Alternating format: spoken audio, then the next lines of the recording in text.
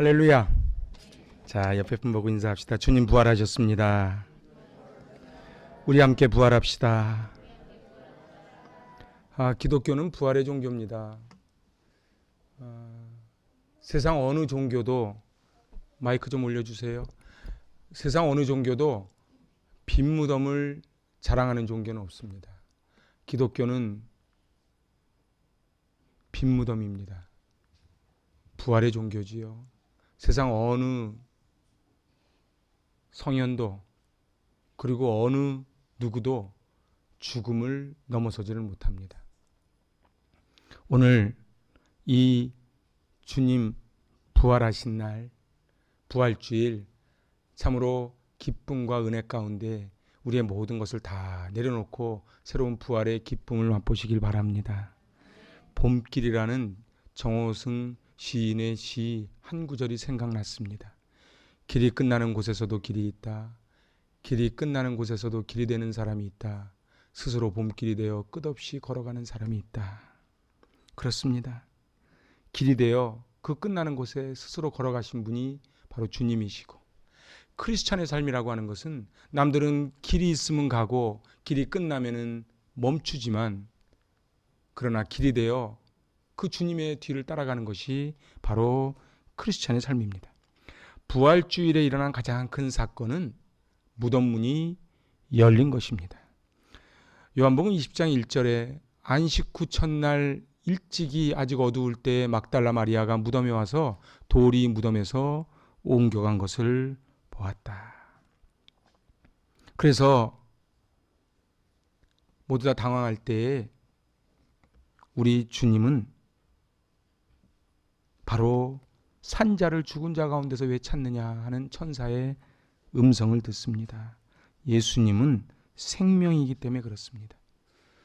사람들은 자기가 가진 것, 그리고 쌓아놓은 것, 그것을 자랑하지만 우리 주님은 빈 무덤을 우리에게 증거로 내어 보여주십니다. 요즘은 어디를 가든지 이제 자동문이 참 많습니다. 제 자동문을 보면서 참 받은 은혜가 있습니다. 자동문에 가니까 이렇게 써놨어요. 다가서면 열립니다. 한번 같이 읽어보실래요? 다가서면 열립니다.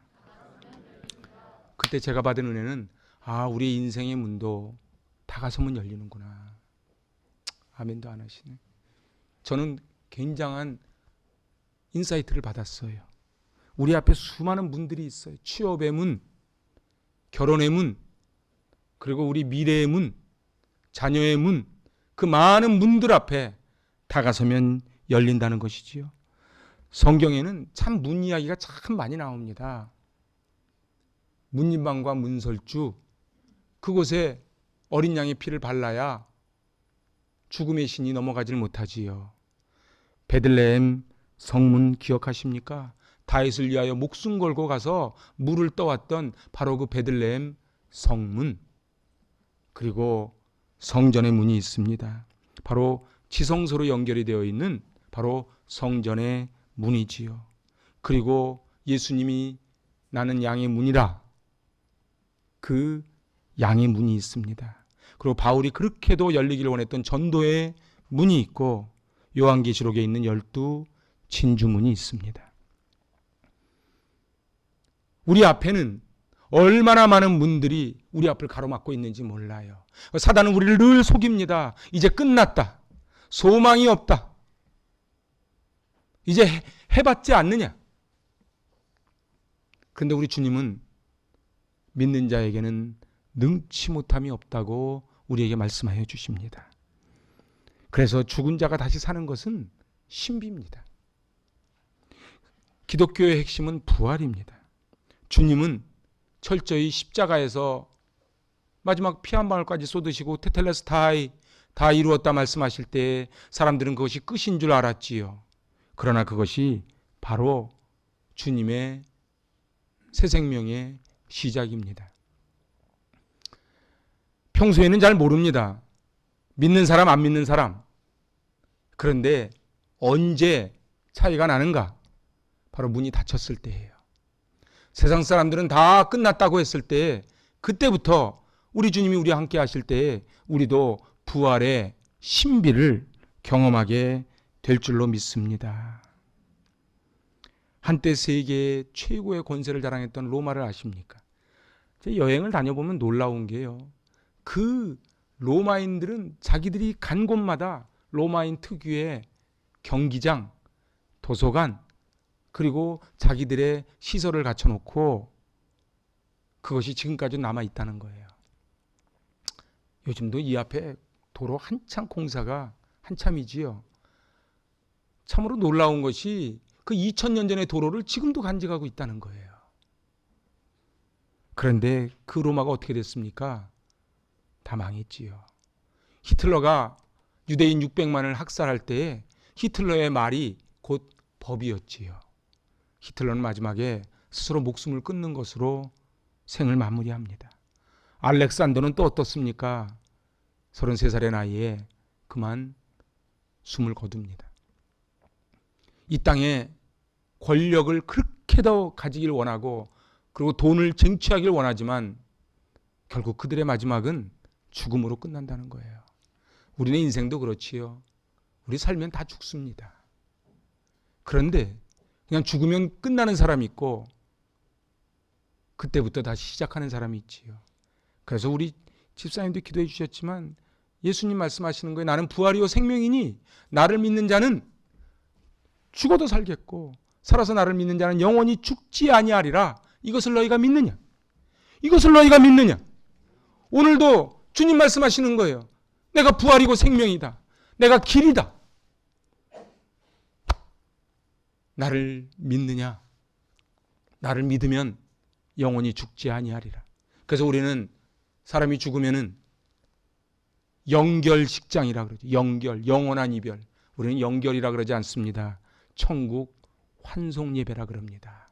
왜요? 먼저 가 계세요. 제가 따라갈게요. 저는 목회하면서 참 안타까운 그런 죽음을 여러 번 경험을 했지요.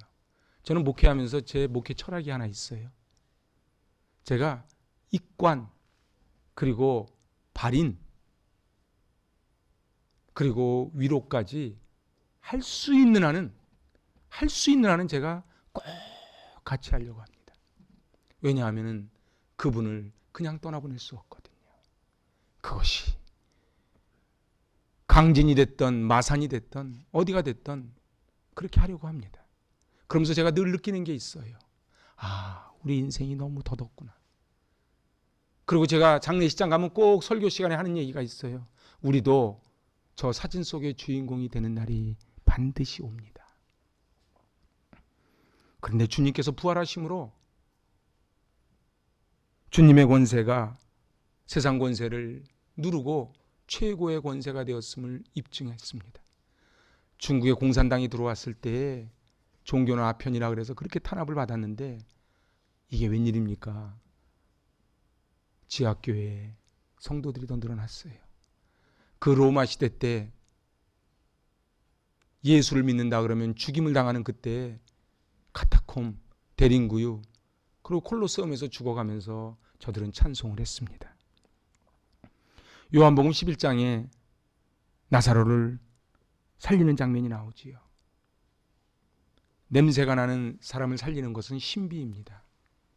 하지만 더 중요한 것은 육적인 신비보다 더 넘어가는 영적인 신비입니다. 살인마가 전도왕이 되고 다 쓰러져 소망 없던 사람이 예수님 만나 진정 영향력 있는 사람으로 변해가는 모습을 보면서 참으로 그것이 기적이 아닐 수 없습니다. 오늘 이 영적인 신비를 맛보시는 부활절 되시길 바랍니다. 고린도전서 15장은 부활장입니다. 전반부는 부활의 사실에 대해 선포했다면 이제 비유를 통해 부활을 선포합니다. 제가 어제 단톡방에 이렇게 남겼어요. 15장 전체를 한번 읽고 오시면 좋겠다고.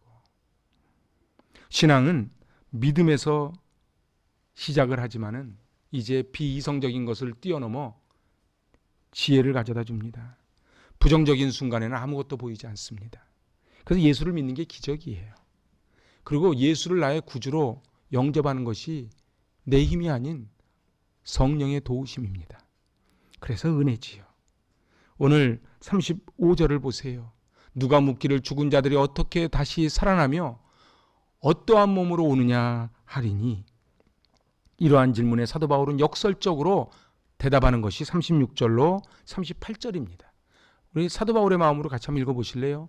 어리석은 자여, 내가 뿌리는 씨가 죽지 않으면 살아나지 못하겠고, 또 내가 뿌리는 것은 장래의 형체를 뿌리는 것이 아니요 다만 밀이나 다른 것의 알맹이 뿐이로되, 하나님이 그 뜻대로 그에게 형체를 주시되 각 종자에게 그 형체를 주시느니라. 아멘. 저는 군에 있을 때 눈이 많이 오는 곳에서 군 생활했습니다. 1년에 한 9개월 눈이 왔지요. 눈이 얼만큼 많이 왔는가? 약간 거짓말을 보태면요, 이게 바람이 불지 않습니까? 그럼 밤에 보초를 나가려면 이렇게 터널 같이 뚫어야지 보초를 나갑니다. 믿거나 말거나 합니다. 그리고 그 눈에 잘못하면 빠집니다. 그 정도로 눈이 많이 오는 곳인데, 생명은 도저히 살 수가 없을 것 같은데, 그곳에도 봄이 와요. 그래서 생명이 올라와요. 다 죽은 나무예요. 고목나무예요. 근데 거기에 새순이 돋아요. 어떻게 그거는 보고 인정을 하면서 우리의 생명이 다, 남들은 소망이 없다고 죽은 것 같지만은 예수 그리스도가 들어가기만 하면은 새 생명이 솟아난다는 것을 어찌 안 믿는지 모르겠어요. 하나님이 정해주신 망고불변의 법칙이 있습니다. 그게 뭡니까? 바로 뿌린 대로 거두는 거예요. 그래서 눈물로 씨를 뿌리는 자는 기쁨으로 단을 거두지요. 놀라운 게요, 그 교회를 보고 그 가정을 보면요, 그 전 세대가 보입니다. 우리 부모님 세대가 소망이 없는 가운데 눈물을 뿌리면서 교회에서 무릎을 꿇고 가정에서 희생했기에 오늘 우리가 있는 거예요. 오늘 우리가 희생하고 섬기고 사랑하면 그 복이 다 어디로 가요? 우리 다음 세대로 가요. 그래서요, 우리가 받는 복은 우리가 잘한 것이 아니고 우리 전 세대가 한 것이고, 우리 자녀들이 받는 복은 쟤들이 잘한 게 아니고 그 윗세대가 그렇게 한 거예요. 사랑하는 여러분, 정말 뿌린 대로 거두는 것을 믿으시는지요? 정말 믿으시는지요? 그러면요, 한 걸음 한 걸음이 조심스러운 거예요. 그래서 내가 걷는 걸음이 누군가는 따라올 걸음이라는 것을 기억을 해야 됩니다. 부활의 신앙은 신비할 뿐 아니고 소망이 있어요. 그래서 씨를 뿌리고 죽고 새로운 형체를 가지는 것이 하나님의 영역이라는 사실을 우리는 알게 돼요. 여러분들 잘 보세요. 농부는 열심히 씨를 뿌리지요. 근데 씨를 뿌린다고 난다는 보장이 있습니까? 우리 아이들 열심히 키우지요. 그런데 우리 애들이 다 잘 자란다는 보장이 있습니까? 우리 열심히 일하지요. 열심히 일한다고 다 소득을 거둔다는 보장이 있습니까? 그렇지 않아요. 우리 잠깐 그 신비의 세계를 한번 봤으면 좋겠어요. 그 세계에는요, 성장의 신비, 죽음의 신비, 소생의 신비가 있어요. 겨우내 다 죽었던, 누가 봐도 소망이 없는 그 나뭇가지에서 새순이 돋는 걸 보면 감동이 있지 않습니까? 사람들은 과학이 발달했다 그러지요. 근데 피 한 방울도 못 만들어요. 흙 1g도 못 만들어내요. 누군가 창조하고 누군가 경륜하지 않으면 존재하지 못해요. 사람들 바닷가에다 집 짓고 사는 사람들 참 믿음도 좋아요. 그 바닷물이 더 이상 안 넘어온다고 어떻게 그렇게 믿고 사는지 모르겠어요.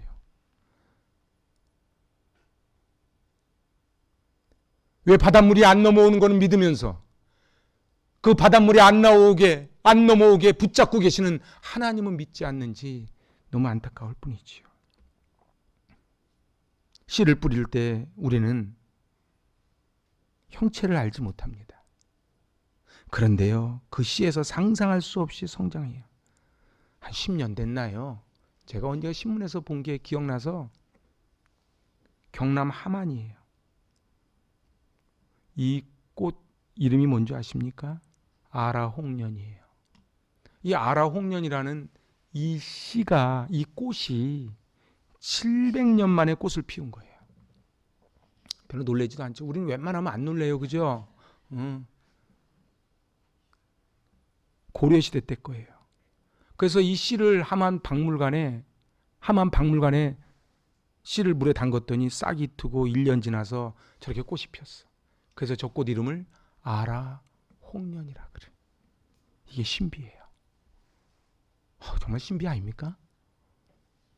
여러분들, 제가요, 저를 포함해서 목회하다 보면 참 소망이 있겠나 싶은 그런 경우가 있어요. 그런데 하나님의 자녀, 하나님의 은혜로 있을 데 없는 자 왜 구속하여 주는지 난 알 수 없도다. 그렇습니다. 왜 나 같은 죄인을 하나님이 부르셨는지 나는 알지 못하죠. 왜 하나님이 우리를 하나님 자녀 삼아 주셨을까요? 잘 먹고 잘 살으라고요?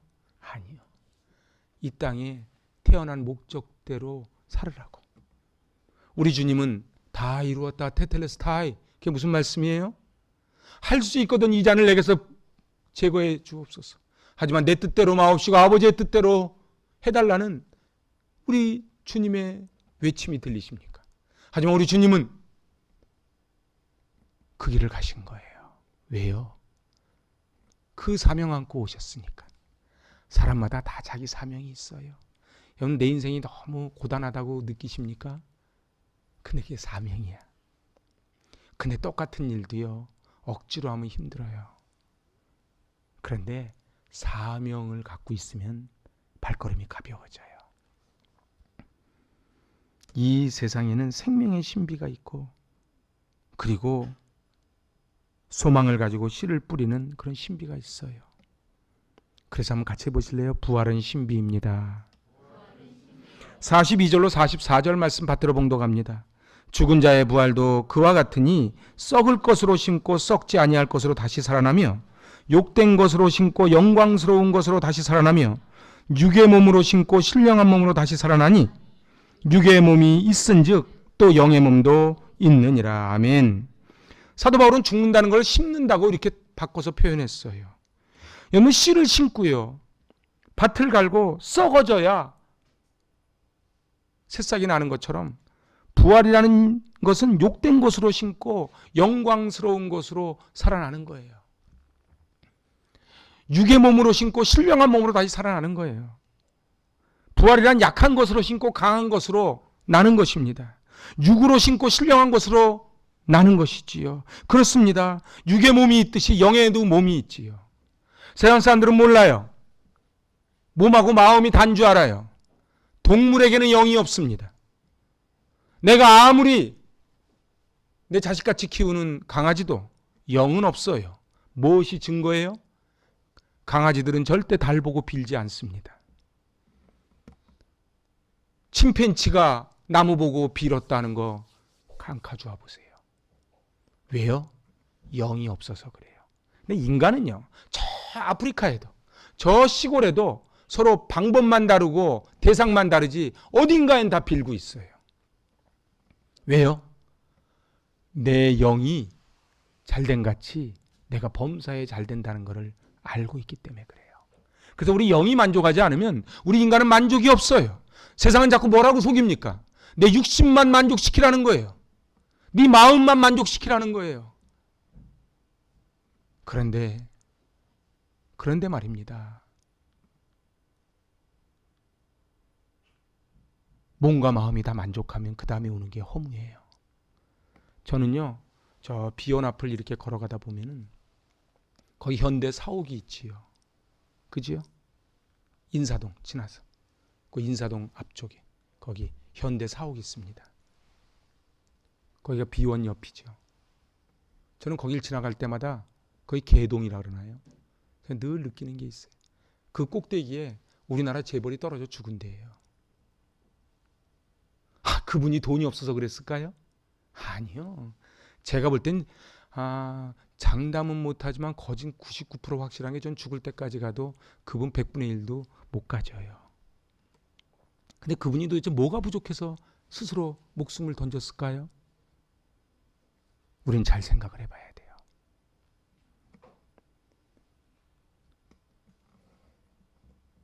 그래서 부활은 소망입니다. 저 사람 가능성 없어. 그러지 마세요. 지존파는 사람의 인육을 먹었던 범죄자들이에요. 고재봉은 사람의 머리를 깨부셨어요. 바이킹은 해적으로 다른 사람의 목숨을 빼앗은. 그런데 지존파가 전도왕이 돼요. 제가 가끔 인용하지만 전 지존파 그 두목이 마지막 쓰고 죽은 그 책을 읽어봤어요. 야, 그러면서 그렇게 내가 예수님을 진작 알았더라면, 다 용서해달라고. 그리고 여러분들도 나처럼 꼭 예수님 믿으시라고. 그러고 죽었어요. 여러분들, 그래서 가망 없는 사람은 없어요. 아이들을 보고 제일 해서는 안 되는 말이 뭐예요? 너는 소망 없어. 내가 볼 때 그 말하는 사람이 소망이 없어요.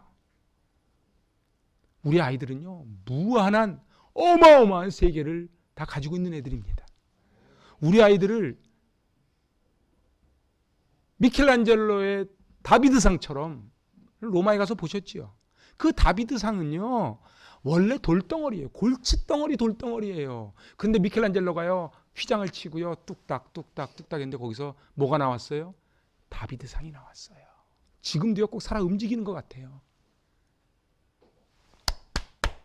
박수 칠 때 미켈란젤로가 뭐라 그럽니까? 저는 원래 다비드상이 있었는데 아닌 부분만 제거했을 뿐입니다. 저는 그 말이 얼마나 은혜가 되는지 몰라. 우리 아이들 속에요, 다 다비드상이 있어요. 아멘을 안 한다. 우리 아이들 속에 다비드상이 있어요. 근데 아이들에게만 있습니까? 어른들에게도 있어요. 저는 오늘 아침에도요, 용서하고 들어주세요. 저 오늘 아침에도 영어 공부 열심히 하다 나왔어요. 뭔가는 배우고, 뭔가는 책을 보고, 연구하고, 공부하고, 저보고 그래. 그 나이에 영어에서 그냥 하는 거예요, 그냥. 놀면 뭐예요? 새벽에 일어나서 괜히 하늘 쳐다보고선 한숨 쉬는 것보다 낫지 않아요? 안 나요? 사람은 죽을 때까지 배워야 돼요. 죽을 때까지 뭔가 할 일이 있어야 돼요. 그래서 예수가 들어가기만 하면 생명이 살아나는 거예요. 저는 늘 꿈꾸는 게 있어요. 가슴 벅차도록 꿈꾸는 게 있어요. 우리 아이들이 자라나서 이 세계를 이끌어갈 거목이 되는 꿈을 하루도 안 쉬고 꿉니다. 하루도 안 쉬고 꿉니다. 700년 전에 씨앗에서 저 꽃이 피어날 줄 누가 알았겠어요? 아무도 몰랐지. 다 죽었다 그랬지. 근데 생명의 신비가 살아난 거 아닙니까? 우리 아이들을 그 안에 필요 없는 돌덩어리만 제거해주면 그걸 누가 해요? 어른들이 하지. 주님이 하시지. 그러면 우리 아이들이 다비드상이 되어서 저 세상의 골리앗을 물리치게 될 줄로 믿습니다. 고린도후서 4장 16절이에요. 그러므로 우리가 낙심하지 아니하노니 우리의 겉사람은 낡아지나 우리의 속사람은 날로 새로워지도다.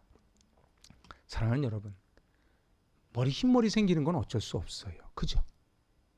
믿거나 말거나 뻔한 얘기인데 저도요, 한 10년 전에 보니까 머리가 까맣더라고. 여러분들 보세요. 겉사람은 후패해요. 그죠? 저도 옛날에 스틱 차 몰고요, 1200, 1400km요. 딱 갔다 와서 그 다음날 또 하고 2달에 하루 쉬어가면서 이렇게 일했어요. 끄떡없었어요. 근데 지금은 그렇지 않아요. 왜요? 그냥 그러려니 하는 거예요. 겉사람은 후패하는 거예요. 근데 속사람이 어떻게 돼요? 제일 안타까운 것은 겉사람이 후패하는 게 안타까운 것이 아니고 속사람이 후패해지는 게 안타까운 거예요. 그래서 5장 1절에 이렇게 말합니다. 만일 땅에 있는 우리의 장막집이 무너지면 하나님께서 지으신 집, 그 손으로 지은 것이 아니요 하늘에 있는 영원한 집이 우리에게 있는 줄 아느니라. 아멘. 아멘. 우리의 장막집, 이게 장막집이야. 그러니까 너무 있잖아요. 여기에 너무 신경 쓰지 마세요. 이거 어차피 다 허물어져요. 그런데요, 그게 무너지면 어떻게 돼요? 내가 지은 게 아니고 하나님이 지으신 그 집이 있대. 저는 소망이 있어. 하늘 가는 밝은 길이 내 앞에 있으니. 찬송 부르면서 언젠가 이제 사진 속의 주인공이 돼서 갈 때가 오겠지. 근데 제가 주님 앞에 딱 서면은 우리 주님이 수고했다, 애썼다, 종아. 저는 그 한마디 듣는 게 제 꿈이에요. 그리고 네가 흘린 눈물의 열매가 저기 있단다. 그럼 우리 아이들이 그때쯤 돼서 어른이 돼 있겠죠. 여러분은 어떠십니까? 여러분 하늘나라 갔을 때에 겉사람은 후패하나 속사람은 날로 새로워져서 저 천성 갔을 때 주님이 두 팔 벌려 맞이해 주시고 잘했다, 충성된 종아, 고맙구나, 고맙구나. 우리 천국에서 함께 만날 수 있길 바랍니다. 천국 동창생이 돼야지요. 그지요? 그래서 사도 바울은 이렇게 이야기를 해요. 제가 이 사도 바울의 고백이 얼마나 마음에 와닿는지 몰라요. 15장 19절이에요. 만일 그리스도 안에서 우리가 바라는 것이 다만 이 세상의 삶뿐이면 모든 사람 가운데 우리가 더욱 불쌍한 자이리라. 왜 예수 믿는 게 힘든가? 사람들은 이 땅에 바라는 것이 다라고 사는 거예요. 그런데 우리는 이 땅에 바라는 것이 나의 삶에 다라면 나는 정말 불쌍한 사람이로다. 가끔, 요즘은 안 그런데 가끔 저한테 물어보는 분이 있어요. 목사님 왜 이렇게 늦게 신학을 하셨어요? 그럼 보통 신학하는 종류가, 제 신학교 가보니까 그러더라고. 아예 젊은 시절에 오든가 나이 든 중에 온 분들은 사업이 망했거나 뭐 폐병 맡기던가 이렇게 주로 오시더라고. 저는 사업 망한 적도 없고 폐병 걸린 적도 없어요. 근데 제가 깨달은 게 있어. 이 땅의 삶이 다가 아니라는 거예요. 그렇다고 모두가 우리 신학하자는 얘기가 아니에요. 자기의 삶의 자리에서 이 땅에 최선을 다해 살지만 이 땅의 삶이 다가 아닌 저 천성의 영원한 하나님 나라. 요즘은 그 그림이 잘 없는데 옛날에는 그 그림 많았어요. 저 천군 천사가 쫙 두 팔 벌려 맞이해주는 그런 그림이 있었어요. 오늘 우리는 그날이 올 거예요. 우리 조금만 참읍시다. 다 왔어요. 다 왔어요. 그래서요, 우리의 사랑, 우리의 믿음이 진짜인지 가짜인지 분별하는 법이 뭔지 아십니까? 응? 저 사람 믿음 너무 좋아요. 근데 하는 거는 깻묵같이 해. 그러면 또 실망해. 뭐 목사님이 왜 그래? 뭐 장로님이 뭐 그래? 저 사람이 언제는 사랑한다 그랬다가 언제는 또 아니라 그랬다가 진짜인지 가짜인지 뭘 보면 아는 줄 아세요? 열매를 보면 알아요. 열매를 보면 알아요. 그래서 갈라디아서 5장에 있는 것처럼 사랑의 9가지 열매, 성령의 9가지 열매를 맺는 사람이 있고요. 육체의 15가지 열매를 맺는 사람이 있어요. 죽어서 천국 간다고요? 가야지요. 근데요, 이 땅에서 성령의 열매를 맺고 살지 못하면 미안하지만 천국 가기 힘들어요. 여러분들, 제가 오늘 기도하면서 이 말씀 준비하고 꼭 바라는 게 있어요. 여러분들 마음속에 성령의 열매 9가지를 주렁주렁 맺을 수 있길 바랍니다. 조건부 사랑하지 말고 우리 주님이 무조건 우리를 사랑하셨으니 우리도 한번 사랑했으면 좋겠어. 다 우리 1만 달란트 탕감받은 자들 아닙니까? 그지요?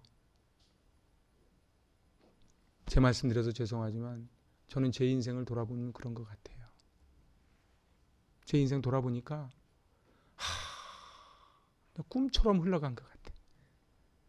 근데 그때는 인생이 뭔지도 모르고 그냥 무조건 그냥 새벽부터 밤중까지 열심히 그냥 막 달려왔던 것 같아.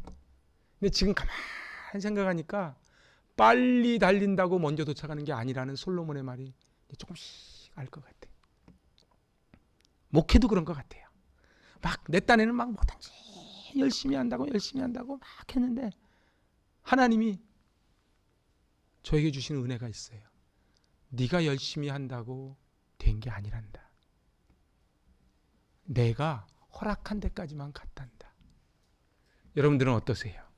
혹시 사업의 문제, 자녀의 문제, 그리고 삶의 문제에서 내 뜻대로 나는 열심히 했는데, 나는 열심히 살았는데 모두 다 알아주지 않고 너무 힘든 때가 있습니까?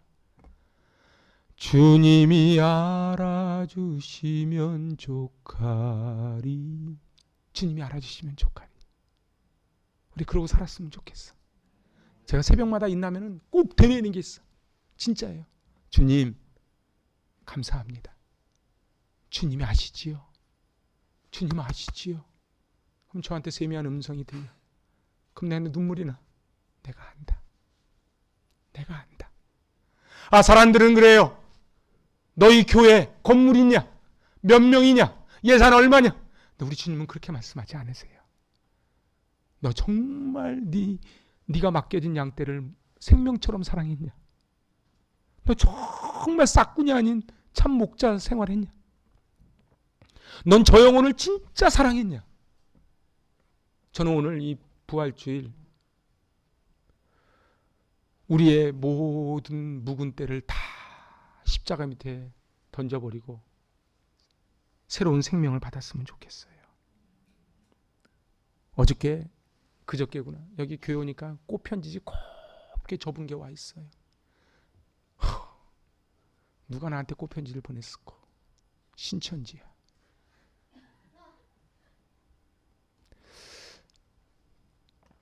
사랑하는 여러분, 아담과 하와 이래로 늘 하나님을 떠나게 만들고 원망하게 만들고 싸우게 만들고 결국은 아담과 하와가 불순종함으로 어떻게 됐어요? 가인이 아벨을 죽입니다. 서로 원망하고 싸우고 비교하다 결국 죽게 만드는 것이 사단의 전략입니다. 우리 아이들한테요, 공부도 가르쳐야 되지만 제일 가르쳐야 되는 게 뭐예요? 서로 사랑하는 거예요. 서로 사랑. 딴 건 다 용서해도 형제끼리 싸우면 용서하면 안 돼. 무조건 사랑하는 거예요. 그런데 열매를 보면 그 나무를 아는 거예요. 신천지가 들어간 곳은 어떻게 돼요? 가정이 깨지고 교회가 깨져요. 자기들이 나한테 아무리 자기들이 진짜라 그래도 열매가 가짜야. 우리 교회는 가짜입니까? 진짜입니까? 진짜? 진짜? 뭘 보고 알아요? 열매를 보고. 저를 한번 따라해보세요. 제가 열매입니다. 우리 아이들이 열매입니다. 우리 아이들 보면 눈물 나지 않습니까? 제가 이제 말씀을 마치지요. 기독교의 복음의 진수는 부활입니다. 은혜를 깨달은 사람이 하는 두 가지 고백이 있어요. 첫 번째 고백은 자기 약함을 자랑합니다. 은혜를 못 받은 사람은 자기 강함을 자랑합니다. 자기 돈 자랑, 권력 자랑. 이게 다 못난 이들이 하는, 약할 때 강함 대신에. 두 번째 은혜를 깨달은 사람이 하는 고백이 뭔지 아세요? 사명을 회복하는 거예요. 사명을 회복한다는 게 무슨 뜻이에요? 내가 이 땅에 태어난 목적을. 사단은요, 제가 로마서 강의하면서 그림으로 그려드렸죠. 사단은요, 먹구름을 끼게 해가지고 하나님 못 보게 만들어요. 그래서 자기가 이 땅에 왜 태어난지를 몰라. 그냥 부부지간에도 싸우는 거야. 교회에서도 싸우는 거야. 싸워라. 그리고 다 죽어라. 그런데요, 은혜를 받으면 뭔 줄 아세요? 은혜를 받으면 내가 이 순간에 숨 쉬는 것만 해도 기적이야. 제가 말씀드렸죠. 저도 한 7번 넘게 죽을 고비 넘겼다고. 하나님이 저를 왜 살려주셨을까요? 저를 왜 살려주셨을까요? 나사로도 죽었어요. 조세영? 대도 조세영? 뭐 신학을 했다 그러고 막 성의책 끼고 출소하더니 지금 또, 여러분들 내가 이 땅에 왜 태어난 줄 알아야 돼요. 사단은 이걸 자꾸 속여. 너는 그냥 소망이 없어. 그렇게 살다 죽으라는 거야. 사랑하는 여러분, 제가 이제 마지막으로 부탁합니다. 아니, 저에게 주는 말이에요. 우리 약함을 자랑합시다. 지는 사람이 이기는 사람이요. 약한 사람이. 제가 결심한 게 있어요. 뭐 잘 못하지만 자꾸 지려 그래. 근데 자꾸 내 안에 자꾸 이기려는 마음이 있는데, 에이, 사단아 물러가라. 제가 자꾸 져야 되겠다. 그리고 하나님, 저를 이 땅에 보내주셨는데 그 목적대로 쓰임받게 하여 주시옵소서. 오늘 이 부활절 아침 진정 약함을 자랑하고 사명을 회복하는 저 여러분 되시기 바랍니다. 기도하십니다. 하나님 아버지, 하나님 소망 두고 살아가게 하여 주시고, 천국에는 밤이 없는데 매일매일 부활을 연습하며 낯을 바라보며 사명자로 헌신자로 복음 전도자로 살았던 사도 바울처럼 살아가게 하여 주시옵소서. 예수님의 이름으로 감사하며 기도하옵나이다. 아멘.